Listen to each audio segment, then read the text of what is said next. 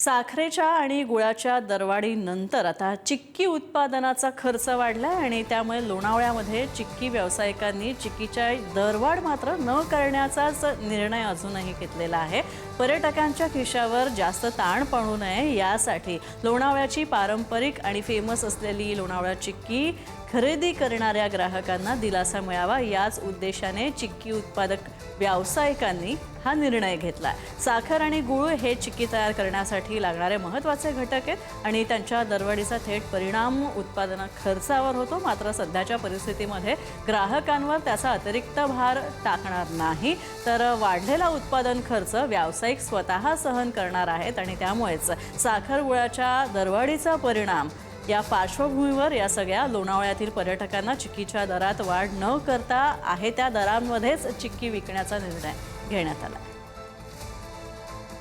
लोणावळ्यातील चिक्की व्यावसायिकांच्या एका आउटलेटमध्ये आहोत आणि आपण जर या ठिकाणी पाहिलं मोठ्या प्रमाणात लोणावळ्यात पर्यटक या ठिकाणी येत असतात आणि सर्वात त्यांची आवडीची म्हणजेच लोणावळ्याची चिक्की ते घेऊन जायला विसरत नाही। मात्र ह्या चिक्कीला देखील या ठिकाणी साखर वापरली जाते, गुळ वापरला जातो। मात्र या चिक्कीच्या किमतीवरती सध्या तरी काही परिणाम झाल्याचं दिसत नाहीये।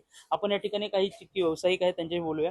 जे काही प्राइसेस मध्ये डिफरन्स आला आहे साखरेचे आणि गुळाच्या प्राइस मध्ये, पण आमच्या इथे लोणावळ्यात सर्व व्यापारी बंधूंनी हे आपली एक म्युच्युअल अंडरस्टँडिंग समज ठेवली आहे की आपल्याला कस्टमर जे आहे आमच्या इथे जे पर्यटक येतात चिक्की खरेदीसाठी आणि फिरायला, त्यांच्या जेबवरती भार नको यायला पाहिजे।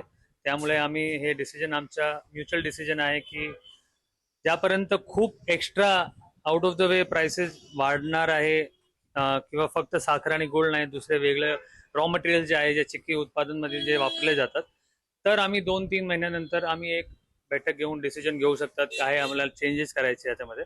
पण आता सगळीकडे साखरेमुळे प्रोडक्ट्स मध्ये दुसरे वेगळे मॅन्युफॅक्चरिंग मध्ये लोकांनी आपले भाव वाढवले आहे, पण आम्ही चिक्की मध्ये भाव वाढवले नाही आणि वाढवणार नाही ज्यापर्यंत हे सगळे टेम्पररी फ्लक्च्युएशन्स आहे प्राइसेस मध्ये हे सेटल होणार काही महिन्यानंतर या काही दिवसानंतर, त्यांची आम्ही वाट पाहू। एकूणच साखरेचे दर वाढतील कमी होतील हा कुठलाही प्रकार जरी झाला, मात्र शेवटी कस्टमर आहे, पर्यटक आहेत आणि त्यांच्या खिशावरती भार येऊ नये त्यामुळे साखर जरी वाढली असली, साखरेचे दर जरी वाढले असले, मात्र पर्यटकांसाठी सध्या चिक्की ही स्वस्तच असल्याचं आपल्याला पाहायला मिळत आहे।